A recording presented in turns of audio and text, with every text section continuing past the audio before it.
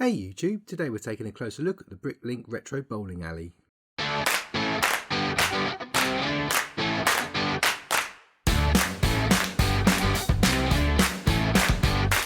Hey everyone and welcome to Brick Talk TV. In today's episode I decided to leave the Bricktown Rebuild series alone and instead take a walk through one of the BrickLink Designer Program sets which I picked up earlier in the year. If you do like this video then do hit that like button and hit that subscribe button for notifications about future set walkthroughs. This set was released as part of the 2021 Designer Program and released around the summer of 2022. The set sits on two 32x32 stud base plates consisting of 2,779 pieces. It retailed for £169.99 but only 10,000 copies of these sets were ever produced, so picking up one of these sets now will cost you between £200 and £320 depending on if it's new or used. The set consists of 5 minifigures, all of which are unique to this set, so let's take a closer look at the figures to start us off. First up here we have a male worker from the bowling alley, possibly Dave himself. He is complete with a tan shirt and sand blue legs. His torso is printed on the front and back in a shirt style, and on his head he has a black ponytail hairpiece. His face includes a broad smile, and I usually position him behind a till ready to serve customers. Next up we have our next bowling alley worker. They are wearing a uniform of the alley so have the same torso and legs as the first minifigure. This time however we have a female worker. She is also complete with a smiling face and a long hairpiece, and I've positioned her with a trophy that people are bowling to win in the alley. Our third minifigure is a chef. He works in the kitchen inside the bowling alley, which we'll see later in the episode.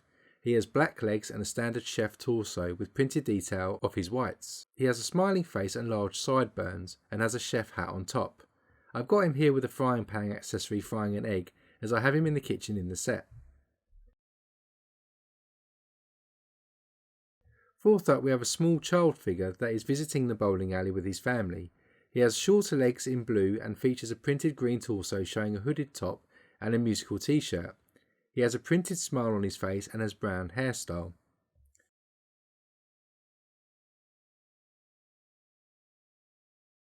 Our final figure is a female minifigure. I think she's actually the mother of the child we just saw. She has dark blue legs and is wearing a casual pink torso printed with a top on the front and back. She has a long hairpiece and a broad smile printed on her face.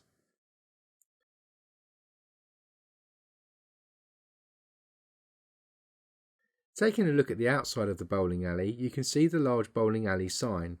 This can be a little flimsy when moving the model, so be careful if you've got this set. The outside has some nice diamond detailing and flower beds along the front. Either side of the door we have some great oversized 10-pin bowls which look really cool and flank the steps of the double doorway. And finally we have a window to the right of the doorway which is actually blocked on the inside with some arcade machines which we'll see later. On the side of the bowling alley here you can see some more flower details on the wall, and it opens up to some piping details which actually lead into the kitchen on the interior of the building. Round the rear here we have a back door where you can access the alleyway leading into the bowling alley. There's a light and some further piping details which lead again into the kitchen on the inside. Moving along we have a cool ladder to access the roof, and this is built using black candles. The diamond architectural detailing continues around the back here as well.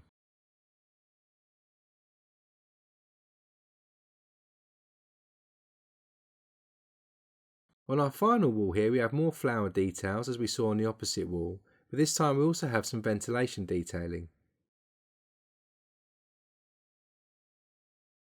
Also in the front here we have some additional bowling balls, a triangle to position the 10 pins on the alleyways, and some tiles with score sheets on which can be used by minifigures to record their score. If we take a closer look at the roof here, you can also see the level of detailing that's been added onto the roof. We have a series of air conditioning units and piping which is a great addition, and there's also some additional ventilation details and vents. They also have some storage up here with some boxes containing some old bowling balls, which can be accessed via the ladder round the back of the alleyway. As we take off the roof building here, you can see that it's actually split into two separate sections, one smaller than the other.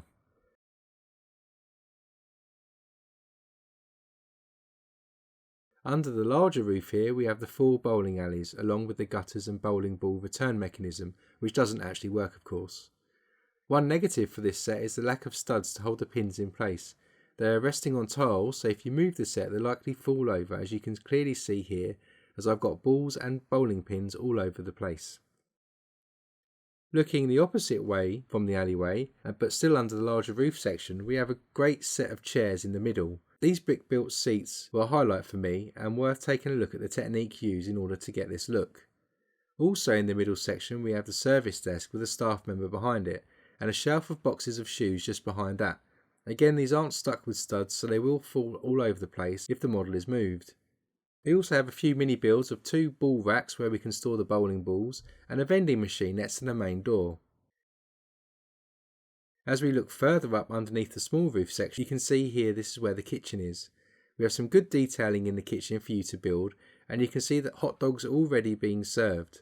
There is a serving hatch and a bar with some stools that you can position minifigures on top of to make it look like they're eating. Over the right side you can see that there are 3 arcade machines, which are nice little mini builds within this set, but they do lack stickers or details on the screens, so they all look quite similar but in different colours. So that's a walkthrough of the bowling alley. As a reminder, if you enjoyed this walkthrough, do hit that like button, hit that subscribe button for further walkthroughs to be notified. And overall I did like this set, with the only negatives really being that the lack of studs to stick some things down, such as the 10 pins, the shoes and some of the minifigures if you position them on the inside of the building. But this of course would be less of a problem if you don't move the set, but for me, as I do move the sets quite a bit, it was a little bit annoying because things keep moving about quite a lot. This would look great in Bricktown, but I won't be adding this set as it does take up the space of 2 standard modular buildings, so given the real estate space that I have available, and it's at a premium, I won't be adding this one to the site. Instead, I'm probably going to break this down and put it back in the box. So you can join me next time and we'll take a look at another BrickLink Designer Program building. And until then, stay safe and I'll see you next time.